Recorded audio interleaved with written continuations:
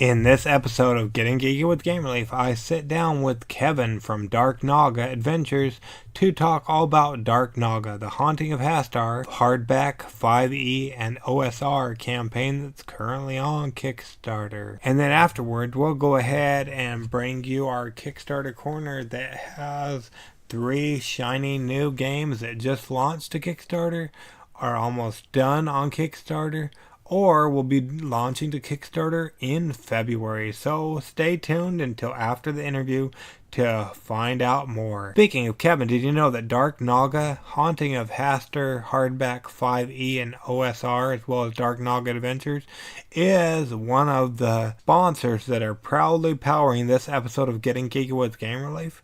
Well, now you do. This campaign will be on Kickstarter through Sunday, the 17th of February.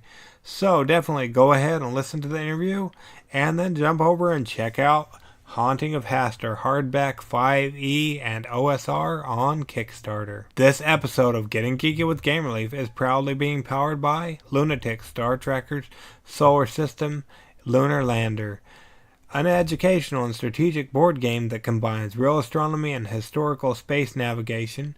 It contains a real live star map. And you know what? You want to find out more about it? I sat down with Vincent to talk all about the campaign a while back ago, and that can be found in their latest update entitled Game Relief Interview. So go ahead and click on over and give it a listen so you can find out more about what is going on with this game. And definitely check it out before Monday, the 18th of February, as that's how long LunaTix, Star Trackers, Solar System, Lunar Lander will be on the Kickstarter. This episode of Getting Geeky with Game Relief is also proudly being powered by Stasis.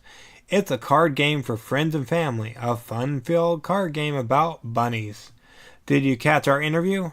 Not to worry, you can jump over to the update that they just released as well, entitled Podcast Interview, where I sit down with the creator mastermind behind this game to find out a little bit more about Bunny Stasis. So go listen to that and then jump back over to the campaign and check out Bunny Stasis, a card game for friends and family on Kickstarter through Sunday, the 10th of February. This episode of Getting Geeky with Game Relief is also proudly being powered by New Comic Games' Inner Sanctum. It's a set collection game of secret societies.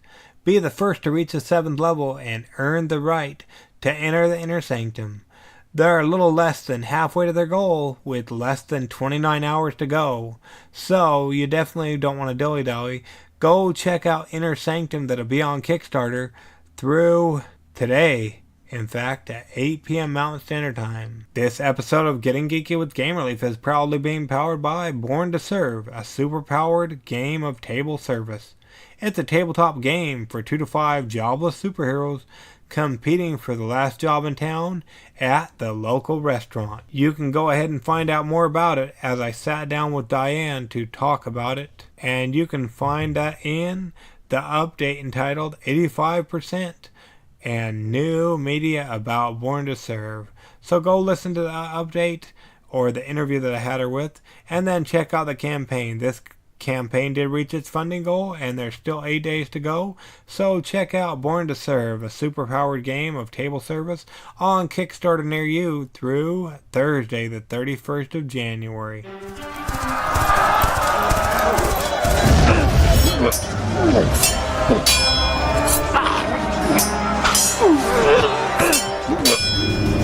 Getting Geeky with Gamer Leaf, the podcast in which one man strives to level up his geekhood and helping you do the same, one battle at a time. Now, let's get geeky with Gamer Leaf.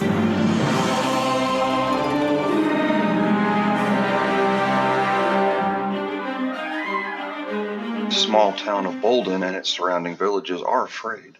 Dozens of people are missing, some speculate lost to some nefarious purpose. Tales of an evil temple and the horrible things within circulate. The few who know the legends and the history of their region are beginning to think the dark times have returned. Times not seen since the fall of the first age of man. People are beginning to feel the icy fingers of fear closing in. Upon arrival, the party members encounter a broken man, a homeless drunkard prone to incessant rambling. This inspires an investigation into the stories of the lost temple. Has it been rediscovered by men seduced by its forgotten evil? Drunkard's tale leads to others who might help the party discover more before they face the lost temple of forgotten evil. Did that sound familiar to you guys? It didn't to me neither, but this is a story of the Lost Temple of Forgotten Evil, a 5e OSR adventure. And tonight we're lucky enough to have on the creator mastermind behind this adventure, as he has more of a compilation on Kickstarter. Did that sound familiar to you guys? It didn't to me neither. Well, it kind of did, because I've had our guest on several times on Getting Geeky with Game Relief, but tonight we're lucky enough to welcome the Dark Naga himself, Kevin Watson, who is currently running a Kickstarter for Haunting of Hastur, the Hardback for 5e and OSR. And you're the creator and mastermind behind this Haunting of Hastur, is that right, Kevin? I am the writer, designer, everything but the artist and the cartographer. Awesome. Thank you so much for joining us once again on Getting Geeky with Game Relief. We really appreciate it, Kevin. It's great to be here. It's always great to be here, actually. Well, there you go. What time is this? Is it third or fourth? I forget. I think fourth, but I won't swear to it. Fourth. Well, if anybody wants to go back and check, if they haven't heard you, they can go back. We have other episodes with you on, but maybe somebody hasn't and they're joining the show for the first time. How did you get into tabletop RPG games and whatnot, Kevin? As a very young, what we now call tween, about late my 10th year, played at a Boy Scout event and got hooked from there. And within 6 months, I was the game master for our group, and the rest, as they say, is history. Oh boy, yeah, and the more I hear it, the more I have it memorized. Like, it was more in depth before. I remember it was like a lockdown at the church with the scouts, and they went from one adventure, and yeah. It was a service project / lock-in at the church that hosted our troop, and one of our members ran the game, and he ran it very, very poorly. But we still saw the potential of the game and had a blast, even though he made some really weird decisions. And he wasn't a bad person. He just played like a 12-year-old typically plays a game. Same thing you see on Stranger Things. People criticize their play style. I'm like, no, that's how 12-year-olds play D&D. They're just being very realistic. Yeah, how did they drag you into being the DM? Or was that a progression over the next 6 months, or how did that work out? Everybody took a turn, and everybody hated it except me. So that just became my job. Oh boy, what did you not hate about it? I didn't mind having to be responsible for everything going on at the same time. You know, we didn't use table miniatures. We didn't use the tabletop tactical map. So it was theater of the mind and keeping track of where everybody was. It's difficult for a lot of people to master. That's why the tactical map is so popular. But I was able to do it well enough that our players had fun, and I didn't get so confused that I started cursing at people, which, that happens, unfortunately. That's always a good thing, yeah. So no table flipping from you? No, I've never flipped a table, to be honest. Oh, that's good. Yeah, I would hate to clean up the mess after flipping a table. Now, do you just play role-playing games, or do you ever get into the tabletop board games as well, Kevin? I played a few, but it's just not really my genre. I'm really more of a co-op player, and I've not found a co-op game that I enjoyed enough to buy and stick with it. It's competitive play is just, I never got into it enough to really want to invest in those games. And a lot of those games, they're wonderful, they're high craftsmanship, but they're really expensive. Hey, that's the truth. Yeah, they're really expensive. But it seems like with RPGs and whatnot, like especially on Kickstarter, I'm always seeing like the different modules or adventures or whatever they call them these days. They don't seem like they run that much. Typically, PDF, $5 or $10 will get you 20 hours of play. Typically, if you print it out, it will be $25 to $30. It will supply you with the equivalent of about 20 hours of play, sometimes 15. Depends on how much time you spend role-playing out, buying supplies, and interacting with the various characters. Um, but I've seen, my 32-page modules, I've seen them run uh, 25 hours a couple of times, depending upon who was playing it that week and how much detail they would like to get into with some of the aspects. Oh, wow. And do you ever go back and play the same modules again, or is it one and done usually? No, I've replayed almost everything I've ever run at least once. There's very few things that I've run once and put away. Um, my stuff I run about 6 times with 4 different groups to play test it, to make sure I've got information that's in my head that needs to be uh, in the player's hands, or the game master's hands, written down, and get that all cleaned up, because there's nothing worse than an adventure so badly written that it can't be run without reinventing the wheel. And that's one of the places where going from writing for myself to writing for a commercial audience, it's one of those big hurdles to clear, was learning ways to pull information that's in my head but not on paper, that I rely on, out of my head and get it on paper and in a format that's not in my language only. So as I learn that technique, my ability for other people to play test my work has gotten a lot better. Um, when you watch somebody else run your stuff, you learn a lot about what you didn't put on the paper. It's a real learning experience to watch somebody else run something you wrote, and you sit back and don't do anything but watch. Yeah, that's what I've heard from other people, like with the blind play testing and stuff, for sure. Now, per se, somebody hasn't ever played any of your stuff or hasn't listened to any of my past episodes. What can you tell us about the different games you've created, especially the Haunting of Hastur right now, as that's the focus of this episode? Starts out about level 4.5, 5. So it really falls in behind the starter box for 5th edition, or whatever game system you're using, or introductory module. It fits in pretty well behind that, and it takes the party to level 12, sometimes a little beyond. It depends on exactly um, how they tackle a couple of things, exactly how much time, how much level they'll be when they finish. But by and large, it's around 12 when the players finish the series. It's non-linear, so you can tackle some of the tasks in any order you want. You can skip tasks if you don't want to take them on. So it's very flexible. You don't have to follow a linear path. And the linear style of gaming um, is slowly getting a big backlash. People are finding it very unsavory and unsatisfying. So moving away from that format is becoming pretty popular, and that's the format that I write in. It's non-linear. There's no one path through the adventure, and no one solution. It's not like, oh, you must fight this guy or you can't progress. There's infinite solutions, and if I had infinite play groups, I'd find every one of those solutions eventually. And I really enjoy when somebody takes it in a whole new direction.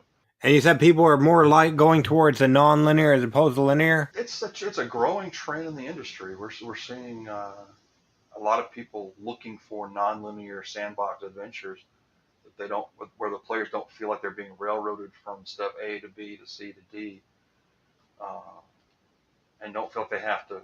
If you don't fight this guy, this is like, linear adventures typically have the same problem that computer games do. They have a fixed number of solutions and uh, what they used to call scripted events or fixed events, where this character cannot die. So the game will just force him to her to live, type of breaking the narrative. And there's enough information for the game master to pick up and have somebody else fill that role, or just let the players suffer without that information, or with extra information, depending upon what event they don't run the way that it was originally written, that's beyond the scope of what I put on there. There's enough to work with to extend that logically. Um, I tend to give a lot of bullet points and a lot of background information, so that it's really easy to adapt. And so when somebody throws the game master a curve, the material is there to help them hit that curve out of the ballpark and have a great time doing it.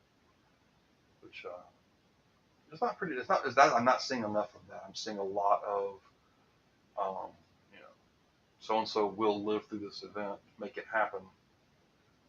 And I'm like, no, if he doesn't live through this event, or she doesn't live through this event, you're gonna have to find some other way to solve this problem. Get creative, and I'll throw some suggestions. If you know, if this step does not, doesn't work, then you may want to look at A, B, C, or D.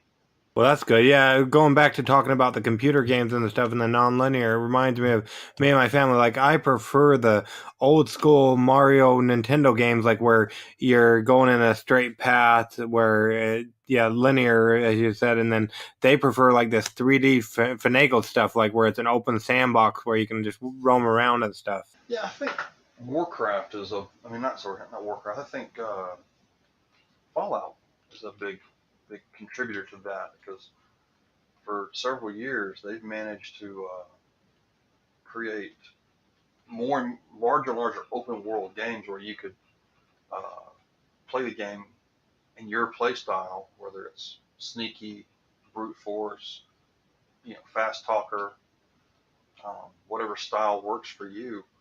Um, More than most games in Fallout, you can make the game run that way and build your character that way, etc. And it's this big open world. You can, the main quest, you can not do it for 7-8 months and still enjoy the game by working side quests, extensible quests, etc. You don't get that with most games. I don't want to name anything and single anybody out, but there's a lot of games where you simply have to do, chapter 1, 2, 3, 4, 5. Well, like Diablo series, especially Diablo 3, is that way. You are going to play those chapters in the order they wrote them, and there's no way, mainly because computers don't have the flexibility that humans do to tackle that in any other sequence.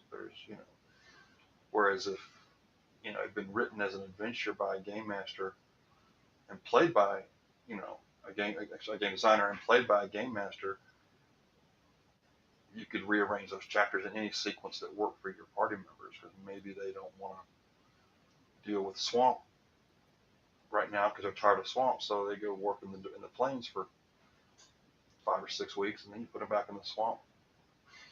No big deal, but most computer games are hard coded to just do it one way. It's very rare that you can play a game in more than one play style. That's where you get, this is a first person shooter. This is a puzzle game. It's really hard to mix those genres for a software developer, where it's really easy for a game master. You can just simply, you turn the corner and there's a wall in front of you, and you've got 17 symbols and 17 slots, and you got to figure out what goes where. Good luck. Yeah, pretty much. All of a sudden, you've gone from combat to a puzzle-based adventure. Oh boy, yeah. So that's pretty cool. So, do any of those open world video games play any inspiration, or where did you get your inspiration for your different adventures, Kevin? This series came out of a conversation I had with a guy in the board game industry. He's a real big behind-the-scenes guy named Rick. We were talking about borrowing from introducing choice into role-playing games and getting away from the combat skill challenge combat structure that was just everything coming out was in that format. And we borrowed some ideas from police training and started creating, the concept of a scenario where 2 of the 6 pieces are combat focused, 2 of them are role play focused, 2 of them, how you approach them is going to decide how they're going to go. They can go either way. And that translated into basically the combat focused. The non-combat option is very difficult. The non-combat focused, the combat focused, the non-combat option is difficult. For the non-combat focused, the combat option is very difficult. And then for the, it depends on how you approach it. Both solutions have about the same difficulty, which created an environment where a party who just does not like forced combat can take the harder challenge, and if they fail, they can back away, regroup, and try something else. or they can just skip it because none of the pieces are critical to the final solution. They just build up information, other leverage to make that final conflict easier to manage. Um, and it's a very different adventure. It's one that it's gotten my worst review from this German reviewer named In Zeitgeist because he didn't really catch on to what I was doing. And then when the second adventure came in front of him, and it was a puzzle palace where you could run the entire adventure without ever rolling initiative, he's like, "Whoa! Now I see what he's doing." When I threw the next adventure at him, he was stunned again. He's like, "Wow! I now I get what you've been building on for the last couple of years." And my reviews suddenly got a lot better for him because now he saw what I was doing, and no one else is doing it right now, according to the people I've talked to. Well, that's always good to do something that nobody else is doing, and that's cool that he stuck with you through the thick and the thin of it, and now he sounds like he knows what's going on, and it sounds like he likes it as well. He wrote a lovely 1,500-word afterword for the compilation, talking about that process that he went through and how these elements are unique and much needed for the industry. Uh, it's a great little read. Uh, I was really impressed with what he said. I figured he was going to be, flattering, but not as insightful as he was. But he put as much thought into this afterward as he does as one of his full reviews. Well, that's pretty good to hear. Now, speaking of a compilation, like you said, is there a compilation already out there, or is this the first compilation? This is the only place that all 5 of these adventures are pulled together into one body of work. Okay, so what can you tell us about that? It sounds like it's going to be a hardback. What can you tell us about the current campaign that's going on for Dark Naga, Haunting of Hastur, Hardback 5E, and OSR? What can you tell us about that, Kevin? Sure. I pulled the 5 published adventures plus one side quest that I wrote to go in front of the first adventure as a little mini adventure. Uh, Gone through, done an additional round of editing on them, cleaned up all the little typos, got most of the especially in the 5e, got most of the language consistent with the 5e style guide, so that I don't use the phrase attack of opportunity in one place, an opportunity attack in another place. It's a habit I have. I'm always rearranging stuff and expressing things in multiple ways, but because in my experience, people don't always think the same way, and by changing up the method, you help people connect the dots between those different expressions.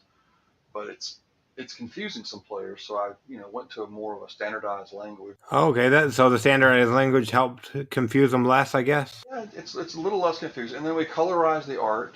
Um, we're working on getting the maps, the tone changed a little bit because the maps look great on a screen, whether it's a tablet or a computer screen. They're wonderful in a transmission medium, light going through uh, color controlled glass. They're a little flat in a reflective medium, which pages are a reflective medium. Light comes to the page, bounces off, and comes into your eye, instead of going straight from the light source through the material to your eye. And so it's a little bit different, the way you handle the colors. And so we're going to work on getting those a little bit sharper before we go to print. The print is going to be 70-pound paper, so it's going to produce a book. It's about 3/4 of an inch thick. It's 70-pound paper, full color, premium color. Uh, the all 5 adventures plus the side quest and the full full bestiary are in there. So it's 240 pages. There's a small introduction from me. There's a small forward from Zach Glazer of Frog God Games, and then the afterword is from In Zeitgeist, which is a featured reviewer from Germany who does, I think he does about 40 reviews a month. He does several per day, uh, and he does very detailed reviews. If you've ever read a review that started off breaking down the page count, cover, title page, OGL page, that's his format, and that's probably one of his reviews that you read. So he does them like book reports, kind of? He has a format. He got a little formula he uses, and he sticks to his format, and the format he uses generates a distinctive style, and he covers a lot of core characteristics, and people who have grown to trust him in his reviews, value that, because he talks about adaptability, talks about the quality of the art, the quality of the maps, the quality of the adventure, as separate aspects, almost like he's got like a rubric, and he's going through, okay, you talk about how it scores in these 18 dimensions, and he goes through that whole system and produces a standardized format that I find attractive, and a lot of people find it attractive. He has a very successful Patreon, and he's paid per review that he publishes, and I don't think anybody today is publishing more reviews on Drive-Thru RPG than he is. He's probably the top, most prolific reviewer on there, because he's very consistent, and he's very prolific, and I think he does about an average about 35 or 40 a month. So he's really, really industrious. And what did you say his name was again? End Zeitgeist, all one word. ENDZEITGIEST. It's a German word. And how did you find him? He found me. Oh, wow. I'd seen his work before. I recognized the format, but he did a little GoFundMe type fundraising among gamers and was able to come to Gen Con a couple of years ago, and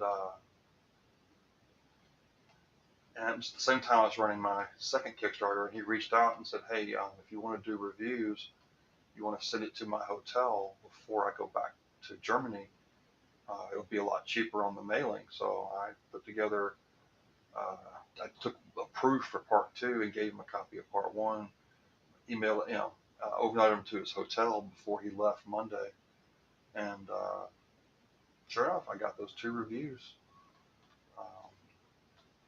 And didn't have to pay $25 to ship those 2 modules to Germany. Well, there you go. That's pretty good. Now, when it comes to the whole Dark Naga, Haunting of Hastur, Hardback, 5e, and OSR, if somebody already has it, why, like if they have the separate ones or if they have them on the digital format, why should they come and check out this Kickstarter? Well, the main reason is this is a high quality book. It's much, much nicer than the paper quality that I use for the individual modules. This is the final edit. It's been gone over by Scott Swift several times, and he's caught every single little typo. And mainly, it's the format that everybody who plays 5e seems to love, the mega adventure format, and not like the single module format. So if you're missing a couple of them, this is the best place to get caught up. If you have all 5 of them, but you wanted that mini module in print, this is the only place that mini module is available in print. And this is going to keep Dark Naga going forward. This is one of those projects that is supposed to help take care of some funding issues for Dark Naga and keep it afloat. Well, there you go. Yeah, we want to keep Dark Naga around. Now, somebody's new to the whole Dark Naga world, especially with all the other RPG and game projects we see on Kickstarter constantly. Why should they come and check out your campaign? And if they like what they see, go ahead and back it. These are well written, very enjoyable, and they have a more replayability because you can approach it with a different style each time. And really enjoy watching the story unfold in a different manner. Other than that, they're just awesome. It's the best work I've done so far, and they're going to be valuable someday, because this is going to be a limited print run. This is not going to be 5,000 copies. This is not going to be some massive print run that'll be sitting in store shelves. If you don't get it through the Kickstarter, you may never get a copy of it because I'm not overprinting this one. Well, there you go, to be a collector's item one day. It'll be a rare. In fact, the last 2 proofs that I did are going to be auctioned at North Texas RPG Con in June of this year. The last edit that I did is not there, so they're the next to the last edit. But that money goes to pay for the con, and then it goes to a couple of Dallas-based charities, one of which involves children, if I'm not mistaken. So the money they raise goes to a great cause, and it gives you a chance to get one of, or 2 if you're a true hardcore collector, unique books. They're labeled inside. They're proofs 4 and 5. There's an OSR proof and a 5e proof. And the cover model is going to write an inscription in there for each of the recipients, including a big lipstick print. Oh, wow. And if, per se, somebody's not able to make it to Texas to bid on the auction, this would be their chance to go ahead and get in on the Dark Naga world. We'll make sure we leave all the links in the show notes so they can find it easier and whatnot. Now, Kevin, mine is coming there to Tennessee to stalk you personally. How would people go about keeping up with you and other adventures you might have in the future? Best place to reach me right now is through the Dark Naga Facebook page, which is facebook.com/darknaga. Darknaga.com is currently down, and I'm working on getting it redone so it looks better. Then there's always darknagaadventures@gmail.com, which is my business email address, excuse me. And then I don't go to too many cons per year, but you can always catch me at a convention. I don't book my schedule so hard that I can't take time to talk to anybody who has a question or just wants to talk. Well, there you go. So you can find him at a con or on his his Facebook page or Gmail. And we'll, like I said, we'll make sure we leave links in the show notes if you go ahead and get those over to me, Kevin, so we can leave those for people that want to easily track you down. Now, speaking of what's next, I know right now we're focused on the hardback, but is there anything in your back pocket that we might see from you further on down the road? I have started the next series, the 15-part series. It'll go from level 1 to 20, excuse me. And it'll come out 3, maybe 4 parts per year, assuming I can stay on schedule. The first one is written, and it's about midway through the editing process. The second one is about a quarter written, and we're not going to kickstart until July, so I got a little time to work on it. One of the constraints with Dark Naga is I don't run the Kickstarter until my editor, who handles the upper half, the content portion of editing, gives me the high sign that this is finished and it works, and it's not. Everything from here is just a matter of clearing up little typos and little word uses and things like that. There are no logical problems with the text. For me, that means that if something horrible were to happen to me,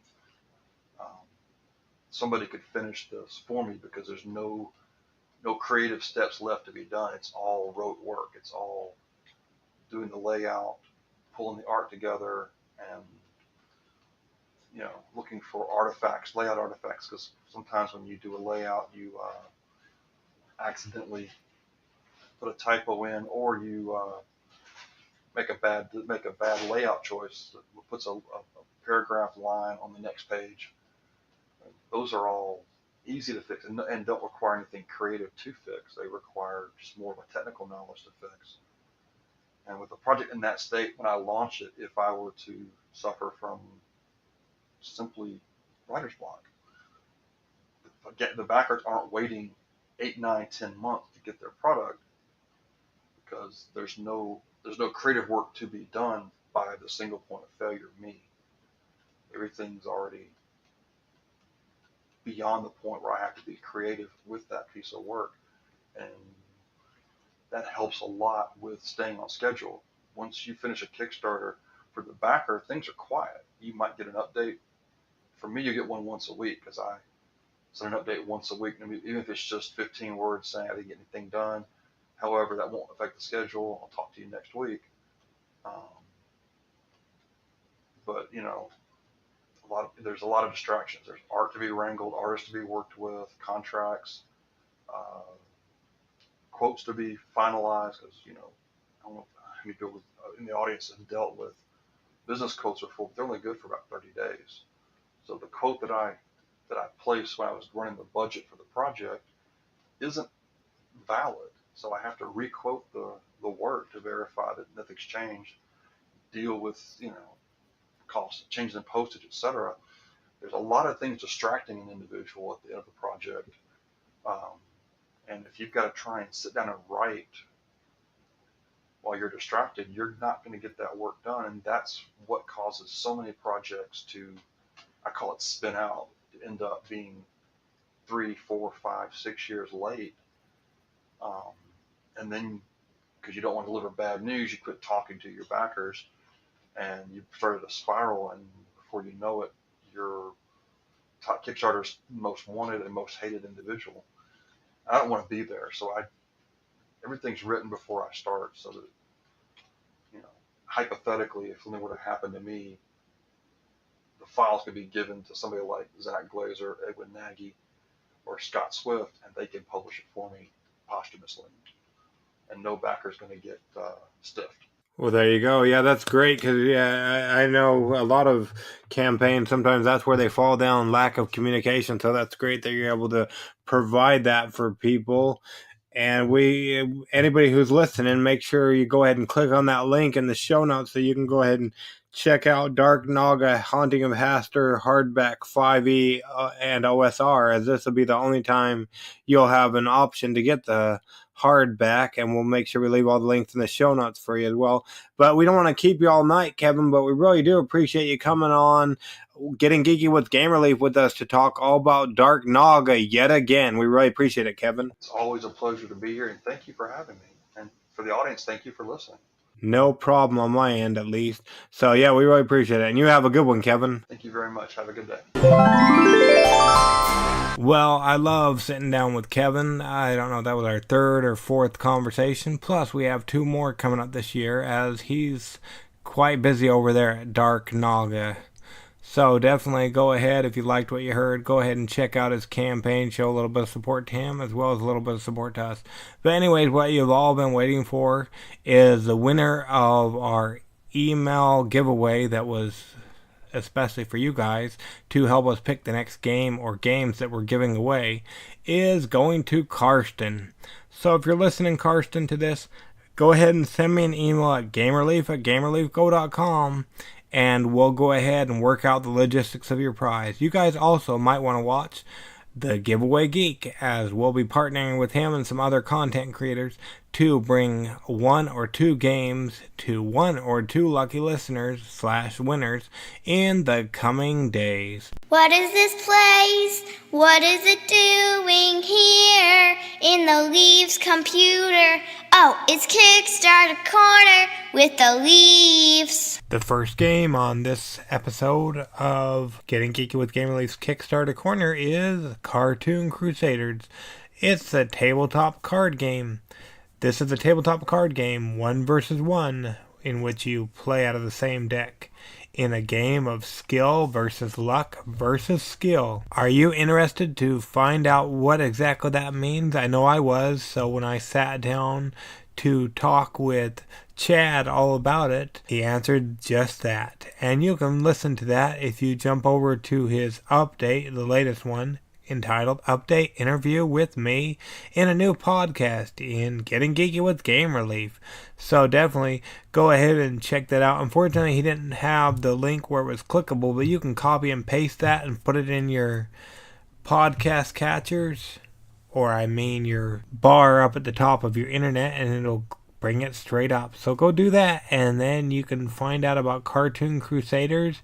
It sounds like a really fun game, and they're almost to their goal. They have through this Sunday, the 27th of January. So make sure not to dilly-dally and check out Cartoon Crusaders tabletop card game currently on Kickstarter. Next, this one just barely launched yesterday. In fact, it's called Head Chef, the tabletop card game of food, fame, and fun. In this tabletop card game for 1 to 4 hungry players, you will cook food, earn fame, and become the head chef. Logan Chops Reviews actually did a quick 2-minute video of that. I'd encourage you to go check it out, and then check out the campaign page if you like what you see. Definitely go ahead and back Head Chef, the tabletop card game of food, fame, and fun that'll be on Kickstarter through Friday, the 22nd of February. Last but not least is a game or an expansion that's not yet on Kickstarter, but those people who brought us Theosis, the board game, well, they've got a huge announcement. Guess what? It's a Theosis mini expansion. It is launching to Kickstarter on the 12th of February, and it'll be a very small run on Kickstarter. It's a very small mini expansion for the game Theosis. The expansion price will be very low, so it will hopefully be easy for anyone to acquire, even those on very limited budgets. It will add amazing features into Theosis gameplay, and they believe it will significantly improve it. The mini expansion will contain new weapons, new armor, new shield, new artifacts, alternate bonus player cards for each alignment, adding more customization, 1 extra ritual, and a massive boss miniature as impressive as Opilon, if not more so. And this is only going to be going for a week, so you definitely want to make sure you check it out, as it will run from the 12th of February through the 19th of February. We'll leave a link to their Facebook page in the show notes, and soon enough we'll have the preview page for their Kickstarter campaign, so you can go ahead and click on the top left hand link and have it remind you when it launches. So if you liked any of the games that we talked about on either our sponsor spots at the first of the show or our Kickstarter Corner, make sure you click the links in our show notes. Show a little bit of support to Game Relief as well as to these creators. How would you like to be able to listen to Getting Geeky with Game Relief episodes without all of the ads? You would? Well, we're going to have a little bit of a treat for you coming up here in the near future. So stay tuned and pay attention to upcoming podcasts as well as our Facebook page. And do you know the Giveaway Geek? Well, he does great giveaways, and it's a great way to expand your network. If you want to do a giveaway with him or have your game mentioned and shouted out on our podcast, make sure you go ahead and reach out to me on Facebook at Getting Geeky with Game Relief or my personal account, Blake Leafty. But anyways, my least favorite time, your least favorite time, time for us to get on with our lives, you to get on with yours. In the meantime, I hope you'll get geeky, stay geeky, and bring others into geekfold. Game Relief out.